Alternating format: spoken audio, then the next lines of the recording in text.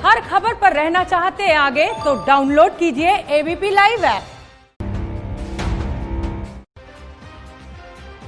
7:02 हो रहे हैं और अब से कुछ ही देर बाद गृह मंत्री अमित शाह की किसान नेताओं के साथ मुलाकात होनी है। आज दिन में किसान संगठनों ने भारत बंद का ऐलान किया था। भारत बंद बेअसर रहा, अब बातचीत शुरू होने वाली है। जी हां, बंद खत्म, वार्ता चालू। 13 बड़े किसान नेता इस बातचीत में किसानों का पक्ष सरकार के सामने रखने वाले हैं। गृह मंत्री अमित शाह की किसानों के साथ होने वाली ये पहली बैठक है। सीधे तौर पर अमित शाह पहली बार इन्वॉल्व हो रहे हैं किसानों के साथ बातचीत में। ये मुलाकात उनके घर पर होगी और तमाम जानकारी के साथ मेरे सहयोगी प्रशांत इस वक्त सीधे अमित शाह के घर से जुड़ गए। प्रशांत, कल छठे दौर की बातचीत किसान नेताओं के बीच और कृषि मंत्री के बीच होने वाली है। उसके पहले अमित शाह का इंटरवीन करना, इन नेताओं को अपने घर बुलाना, क्या इस बात की ओर इशारा है कि कोई बड़ा रास्ता, कोई बड़ी खबर कल की बातचीत में मिल सकती है? जी देखिए, बिल्कुल सुमित, आपको याद होगा जब 1 दिसंबर को किसानों और सरकार के बीच जो बैठक होने वाली थी उस समय भी ये जानकारी आई थी कि शायद उस दिन भी अमित शाह और राजनाथ सिंह दोनों नेता उस बैठक में शिरकत कर सकते थे, लेकिन वो वहां नहीं पहुंचे थे और उसके बाद 3 दौर की बातचीत हुई है। अब ये माना जा रहा है कि चूंकि अमित शाह अब इन्वॉल्व हुए हैं और उनकी तरफ से ये बैठक बुलाई गई है, वो बैठक ले रहे हैं, लिहाजा 5 तारीख को जो आखिरी बैठक हुई थी सुमित, और आज 8 तारीख है, 3 दिनों में बैक चैनल जो टॉक्स होते हैं वो हुए हैं किसान नेताओं और सरकार के कुछ जो भी नुमाइंदे होंगे उनके बीच में, और उसके बाद ही अमित शाह के स्तर पर यह बातचीत शुरू हो रही है, जिसे मैंने कृषि मंत्रालय के कुछ अधिकारियों से बात की। उनका यह दावा था कि ये अनौपचारिक बातचीत है, लेकिन आप समझ सकते हैं जब अमित शाह खुद ये बैठक ले रहे हैं, ये अनौपचारिक बातचीत नहीं हो सकती है। कल की बैठक से पहले आपने बिल्कुल ठीक कहा कि कुछ रास्ता निकालने की कोशिश जरूर हो रही है। 5 तारीख को जो बातचीत हुई थी उसमें यह कहा गया था कि हमको एक ड्राफ्ट दे दिया जाए, उस ड्राफ्ट पे हम चर्चा करेंगे कि हमको 9 तारीख की बैठक में आना है कि नहीं आता, कि तमाम किसान नेताओं की ये रिएक्शन आए थे। क्या वो ड्राफ्ट जो नया संशोधन सरकार करना चाहती है इन तीनों बिलों में, क्या वो किसानों के हवाले कर दिया गया है? क्या किसानों ने उसमें कोई राय बनाई है? नहीं, देखिए सुमित, वो जो बैठक हुई थी सरकार ने कहा था किसानों से कि आप लोग एक साथ मिलकर जो बिंदुवार एक अपनी बात फिर से सरकार के सामने एक मेमोरेंडम के तौर पर या ज्ञापन के तौर पर एक बिंदुवार सूची दीजिए कि किन किन चीजों में आपको बदलाव की जरूरत है। हालांकि हम लोगों ने उस दिन पूछा था कि किसानों ने एक मेमोरेंडम तो दिया है जिसमें उन्होंने अपनी बातें रखी थी, लेकिन नरेंद्र सिंह तोमर ने कहा था कि दोबारा कुछ नए विषय आए हैं, लिहाजा सरकार के सामने अगर किसान बिंदुवार चीजें दे देंगे तो सरकार के लिए उस पर विचार करना ज्यादा आसान होगा, क्योंकि अलग अलग चीजें सामने आती है। तो अभी तक लेकिन किसानों का उस पर स्टैंड था कि उन्होंने अपनी बात रख दी है, अब सरकार को कानून वापस लेना पड़ेगा, तभी वो बात बनेगी और वही बीच का रास्ता है। किसान अपनी मांग पर अड़े हुए हैं, सरकार बातचीत के लिए एक कदम आगे बढ़ा रही है। अब खुद गृह मंत्री इन्वॉल्व हो गए। कुछ ही देर में ये बैठक अमित शाह के घर पर होने वाली है। प्रशांत वहां पर नजर बनाकर रखे हुए हैं। प्रशांत, क्या नेता लोग पहुंच गए? जो किसान गुट के नेता हैं, क्या वो वहां पहुंचे हैं? क्योंकि ये 13 नेता हैं जो मुझे बताया गया है, जो आज अमित शाह से मिलने पहुंच रहे हैं। क्या ये तमाम किसान संगठनों को रिप्रेजेंट कर रहे हैं, या ये कहें कि किसानों का एक गुट मिला है और कई गुट ऐसे हैं जो शायद अभी सल्क कर रहे हो कि हमको क्यों नहीं बुलाया? नहीं, देखिए सुमित, ये जो आज जो प्रतिनिधिमंडल मिला है उसमें 10 नेता पंजाब के जो किसान संगठन हैं उनमें से लिए गए हैं, और बाकी जो हैं जैसे राकेश टिकैत हैं, शिव कुमार कक्का हैं, हनान मुल्ला हैं, ये अलग अलग संगठन के जो बाकी देश के अलग इलाकों में या राष्ट्रीय स्तर पे जो कुछ प्लेटफॉर्म्स हैं किसानों के, उनके नेता हैं ये। तो उन नेताओं को यहाँ बुलाया गया और मुझे लगता है कि जैसा मैंने कहा कि जो बैक चैनल टॉक्स चल रहे थे उनमें से कुछ नेताओं को ये पहले से तय होगा कि इन नेताओं को अमित शाह से मिलना है, क्योंकि अभी तक जब से ये खबर आई कि किसानों को बुलाया गया है, किसी भी नेता ने अपनी तलखी, अपनी नाराजगी जाहिर नहीं की है, जैसा पिछले टॉक्स में होता आया है। आपको याद होगा जब 1 दिसंबर को टॉक्स बुलाए गए थे उसमें कुछ किसान नेताओं ने नाराजगी जरूर जताई थी। प्रशांत, आप नजर रखिए, हम आपके साथ आगे भी अपडेट लेते रहेंगे। बातचीत अमित शाह के घर पर किसान नेताओं की हो रही है। एक तरफ किसानों का भारत बंद तो दूसरी तरफ किसानों के बहाने विपक्ष की सियासत चरम पर दिखी। इसी सियासी गहमागहमी के बीच आम आदमी पार्टी ने दिल्ली पुलिस और गृह मंत्रालय पर मुख्यमंत्री अरविंद केजरीवाल को घर में नजरबंद करने के बड़े आरोप लगाए और हंगामा किया। आम आदमी पार्टी का आरोप है कि दिल्ली पुलिस ने गृह मंत्रालय के कहने पर सीएम केजरीवाल को घर में ही नजरबंद कर दिया है। मुख्यमंत्री सिंघू बॉर्डर से किसानों से मिलके आए हैं और किसानों को समर्थन देके आए हैं। केंद्र सरकार की मिनिस्ट्री ऑफ होम अफेयर्स के इशारे पे, एमएचए के इशारे पे दिल्ली पुलिस ने दिल्ली के चुने हुए मुख्यमंत्री को अपने ही घर में चारों तरफ से बैरिकेड लगाकर लगभग नजरबंद किया हुआ है, हाउस अरेस्ट किया हुआ है। उनसे ना कोई मिल सकता है, ना वो बाहर आ सकते हैं। आपको बता दें कि कल दिल्ली के मुख्यमंत्री अरविंद केजरीवाल ने सिंघू बॉर्डर पर किसानों से जाकर मुलाकात की थी और आपका कहना है कि इस मुलाकात के बाद दिल्ली के तीनों मेयर केंद्र सरकार के इशारे पर सीएम केजरीवाल के घर के बाहर धरने पर बैठ गए, जिसके बाद दिल्ली पुलिस ने बैरिकेडिंग की। अब न तो सीएम केजरीवाल से कोई मिल सकता है और न ही घर में जा सकता है। पार्टी का कहना है कि बैरिकेडिंग के कारण अरविंद केजरीवाल के घर साथ होने वाली सभी बैठकों को रद्द करना पड़ा है। आपके आरोपों के बाद दिल्ली पुलिस ने एक तस्वीर ट्वीट की, जिसमें पुलिस ने आप पार्टी के आरोपों को गलत बताया।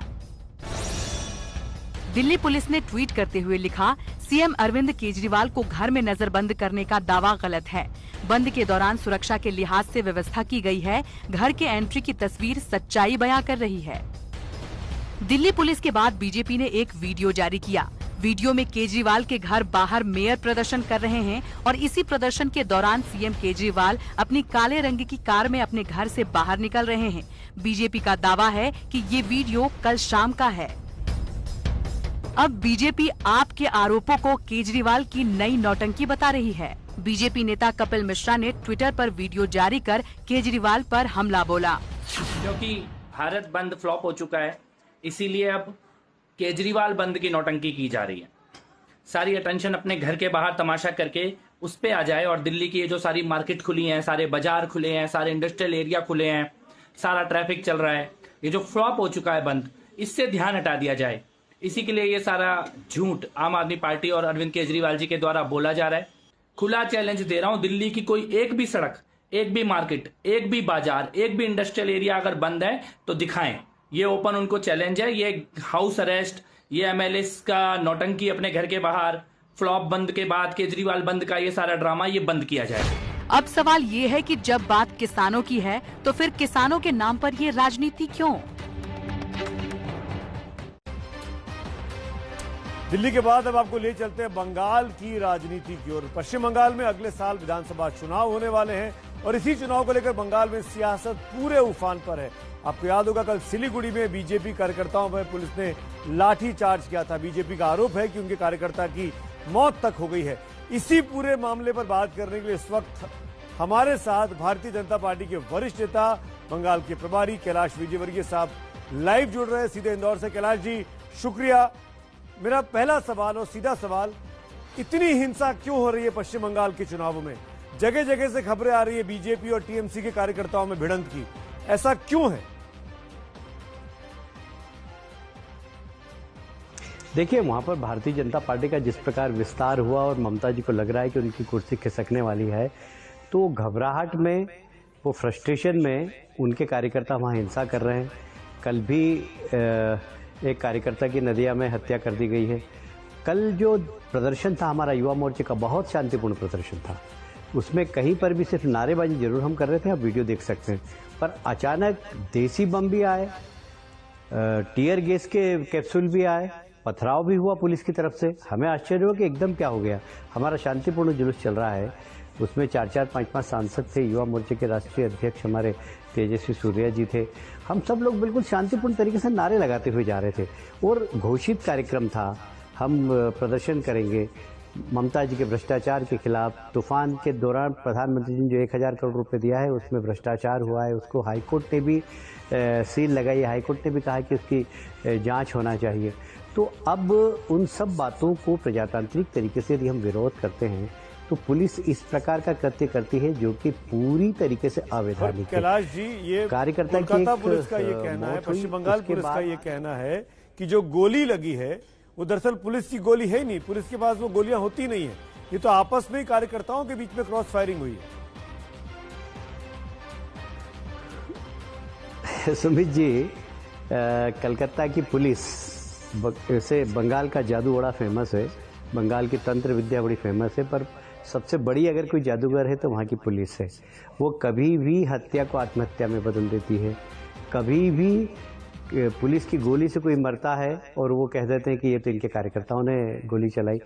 कभी प्रजातांत्रिक तरीके से किसी जुलूस में भारतीय जनता पार्टी के आपने सुना है कि कार्यकर्ता बंदूक लेके जाएंगे? और ये पुलिस का सफेद झूठ, हमारे पास वीडियो है पैलेट गन चलाते हुए पुलिस की, वो पुलिस सरेआम झूठ बोल रही है, हमारे पास वीडियो है, हम सब वीडियो देखिए। एक घटना नहीं हुई है, उस कार्यकर्ता की मौत हुई, उसके बाद हम लोग हॉस्पिटल गए, वहाँ डीएम को एक ईमेल किया, गवर्नर साहब को एक ईमेल किया कि इसकी पोस्टमार्टम इसका 3 डॉक्टर और वीडियो के माध्यम से वीडियोग्राफी किया रहे उसकी। रात को 11 बजे ताबड़तोड़ उसके घर वालों को बुलाया, हस्ताक्षर किए और पुलिस ने पोस्टमार्टम भी कर दिया। आप तो सुमित जी जानते हैं सूर्य अस्त होने के बाद कहीं पर भी कोई पोस्टमार्टम नहीं होता। ऐसी क्या परिस्थितियां बन गई थी कि रात को 11 बजे पुलिस पोस्टमार्टम करती है? इसका मतलब है कि हत्या करती है और तथ्य छुपाने के लिए उन्होंने पोस्टमार्टम भी कर दिया। बहुत बड़ा इल्जाम आप लगा रहे हैं चाहता हूँ। आज हम न्यायपालिका में गए, पश्चिम बंगाल की पुलिस पर आपने सवाल भी खड़े करे। मेरा सवाल बहुत सीधा सा है, अगर इतनी ज्यादा लॉ एंड ऑर्डर की प्रॉब्लम है, आपके अपने राज्यपाल हैं, आपकी अपनी केंद्र में सरकार है, गृह मंत्रालय है, तो फिर ये सरकार पश्चिम बंगाल में क्यों चल रही है? देखिए, वास्तव में एक राजनीतिक दल के कार्यकर्ता की हैसियत से सुमित जी आप जानते हैं, मैंने उत्तर प्रदेश में काम किया, मैंने बिहार में काम किया, मैंने हरियाणा में काम किया, मैंने महाराष्ट्र में काम किया, मैंने ऐसी अराजकता कहीं पर भी नहीं देखी जैसी पश्चिम बंगाल के अंदर है। पुलिस का राजनीतिकरण हो जाए वो तो बर्दाश्त किया जा सकता है, चलिए भाई राजनीति कर रही प्रशासन, पर अपराधीकरण हो जाए, पुलिस के साथ अपराधी खड़े होकर पुलिस आंसू गैस के गोले फेंके और गुंडे देशी बम फेंके, मतलब ये तो मेरे जीवन के अंदर पहली घटना है ये। और मैं समझता हूं कि ये सिर्फ ममता जी के फ्रस्ट्रेशन के कारण हो रहा है। उनको लगता है कि भारतीय जनता पार्टी का आधार जनाधार बढ़ रहा है और इसीलिए उन्होंने इस प्रकार प्रशासन को और कार्यकर्ताओं को निर्देश दिए कि जहां भी भारतीय जनता पार्टी का प्रदर्शन हो वहां पर तो इनको दबाव। अब आप क्या करेंगे? भी कम से कम अब आप क्या 15-16 करेंगे? स्थानों पर राष्ट्रपति हमारे शासन लगाने की मांग करेंगे, सरकार को बर्खास्त करेंगे, गृह मंत्रालय को आवेदन करेंगे? हमने मांग की, हमने गृह मंत्री से ही मांग की कि वहां राष्ट्रपति शासन लगाएं, क्योंकि बहुत जरूरी है वहां पर निर्भय होकर मतदाता मतदान कर सके। हमने चुनाव आयोग से भी कहा है कि यदि राज्य सरकार की मशीनरी वहां चुनाव प्रक्रिया में जी भी वहां नहीं होना चाहिए और राज्य के प्रशासनिक अधिकारी भी नहीं होना चाहिए, पूरी की पूरी केंद्रीय एजेंसी लगना चाहिए, तब वहां पर निश्चित निर्भीकता से चुनाव मतदाता मत डाल पाएंगे। या तो चुनाव आयोग की जवाबदारी दे या फिर केंद्र सरकार वहां पर राष्ट्रपति शासन लगाए, इसके अलावा वहां पर कोई चारा नहीं है। लॉ एंड ऑर्डर बिल्कुल समाप्त है, गवर्नर साहब खुद सार्वजनिक रूप से कहते हैं। कैलाश जी, आपके जो अपने नेता हैं वो भी लगातार उनकी भाषा की मर्यादा भूलते जा रहे हैं। दिलीप घोष जी जो कि आपके अध्यक्ष हैं, जो कुछ कहा उन्होंने बीते दिनों में, मैं तो उसको रिपीट भी नहीं कर सकता हूं स्क्रीन के ऊपर, क्या वो जायज है? इस तरीके से गिरता हुआ स्तर, क्या इसको आप जायज ठहराएंगे? आप बड़े राष्ट्रीय स्तर के नेता हैं। देखिए, कई बार सुमित जी आदमी की भावनाएं भी होती है। अब जिस कार्यकर्ता की कल हत्या हुई है, पुलिस ने की है, उसके छोटे छोटे बच्चे हैं। वो बड़ा बच्चा 9th क्लास में पढ़ता है, छोटा बच्चा 7वीं कक्षा में पढ़ता है और बेटी है छोटी 3 साल की। मतलब ऐसे परिवार का मुखिया अगर चला जाए, अब कई बार वहाँ भावनाओं में जाने के बाद ऐसा लगता है कि ये तो बहुत ही अन्याय है, तो कई बार ऐसे शब्द निकल जाते हैं। दिलीप घोष जी ने कई बार 1-2 बयान दिए हैं जिसके बारे में हमने भी उनको समझाइश दी और ऐसे बयान राजनीति में नहीं होना चाहिए, हम इसके पक्षधर हैं। पर क्या सरकार जो कर रही है, जो सरकार वहां पर अराजकता फैला रही, जिस प्रकार लॉ एंड ऑर्डर वहां पर समाप्त हो गया, जिस प्रकार पुलिस का राजनीतिकरण के साथ साथ अपराधीकरण भी हो गया और एक नेक्सस काम कर रहा है, उसको क्या बर्दाश्त किया जाना चाहिए क्या सुमित जी? मेरा तो ये निवेदन है। बिल्कुल, मैं खुद आपसे जानना चाह रहा हूं, केंद्र में आपकी सरकार है, वहां राज्यपाल की रिपोर्ट तैयार कराइए, लॉ एंड ऑर्डर पर सवाल खड़े करिए। मेरा सवाल एक आखिर में ये जरूर जानना चाहूंगा कि इस बड़े मुद्दे पर कैलाश भाई, क्या आपको लगता है कि सरकार अगर आपकी बनी तो आपके पास मुख्यमंत्री तैयार है। कौन है वो, किसका चेहरे के आधार पर चुनाव लड़ने वाले हैं आप लोग? देखिए, हमारे पास देश ही नहीं दुनिया के यशस्वी नेता नरेंद्र मोदी जी हैं। उनके नेतृत्व में, उनके मार्गदर्शन में हम चुनाव लड़ेंगे। उनके नेतृत्व में हमारी सरकार बनेगी।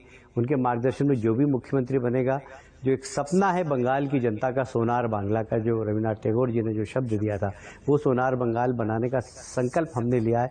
उसको साकार हमारी सरकार करेगी मोदी जी के नेतृत्व में। और इसलिए हमारे पास कार्यकर्ता ऐसे बहुत सारे हैं जो इस काम को कर सकें। हरियाणा के चुनाव हो रहे थे, लोगों ने हमसे पूछा था, हरियाणा में सफल मुख्यमंत्री हो गए। उत्तर प्रदेश के चुनाव हुए, लोगों ने हमसे पूछा था, उत्तर प्रदेश में योगी जी बहुत अच्छा काम कर रहे हैं। और इसलिए भारतीय जनता पार्टी के कार्यकर्ताओं में क्षमता है। हमारी सरकार बनेगी, कोई भी कार्यकर्ता मुख्यमंत्री बनकर बैठेगा तो कम से कम मोदी वर्सेस दीदी, ज्यादा अच्छा ये काम लड़ाई होने करेगा वाली है और बंगाल का विकास करेगा। कौन बनेगा मुख्यमंत्री के ऊपर बहस नहीं होनी चाहिए। देख, Bharatiya Janata party versus TMC, विकास की राजनीति और विनाश की राजनीति, ये दो प्रकार की विचारधाराएं वहां पर, एक विकास की है और एक विनाश की। इसके बीच में चुनाव होगा। तो कोई मुख्यमंत्री का चेहरा आप नहीं देंगे, ये आप प्रभारी होने के नाते साफ कर दे रहे हैं आज? हाँ, बिल्कुल। देखिए, जहां पर हमारी सरकार नहीं रहती, वैसे भी हमने कभी वहां पर मुख्यमंत्री का चेहरा नहीं दिया। हरियाणा में हमने नहीं दिया था, उत्तर प्रदेश में हमने नहीं दिया था। पर जब बहुमत आ जाता तो एक प्रजातांत्रिक तरीके से विधायक दल की बैठक कराते हैं, वो अपना नेता बताते हैं, उसको हमारा पार्लियामेंट्री बोर्ड स्वीकृति देता है, वो मुख्यमंत्री बन जाता है। कैलाश जी, एक आखिरी सवाल। किसान बिल को लेकर सरकार का जबरदस्त विरोध हो रहा है। दिल्ली में चारों तरफ से दिल्ली को सील किया हुआ है, 13 दिन हो गए हैं। इसका कोई रास्ता है? आप तो किसानों के बीच बहुत काम कर चुके हैं, इसीलिए मैं आपसे पूछ रहा हूं, क्या सरकार के पास कोई रास्ता नहीं बचा है? क्यों ये लगातार संघर्ष बढ़ता जा रहा है? देखिए, दुनिया की कोई सी भी बड़ी से बड़ी समस्या हो, उसका निराकरण टेबल पे होता है, चर्चा से होता है। सरकार चर्चा कर रही है। सरकार एक बार नहीं, 2 बार नहीं, 3 बार नहीं, 4 बार अलग अलग स्तर पर चर्चा कर रही है। पर इसमें एक प्रश्न चिन्ह है। आप भी 20-25 साल से पत्रकारिता कर रहे हैं, मैं भी 30-40 साल से राजनीति कर रहा हूं। देश में आंदोलन होते हैं।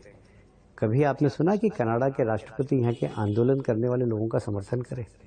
कभी आपने सुना कि ब्रिटेन के अंदर भारतीय दूतावास के सामने कुछ विशेष वर्ग के लोग जाकर इस आंदोलन का समर्थन करें?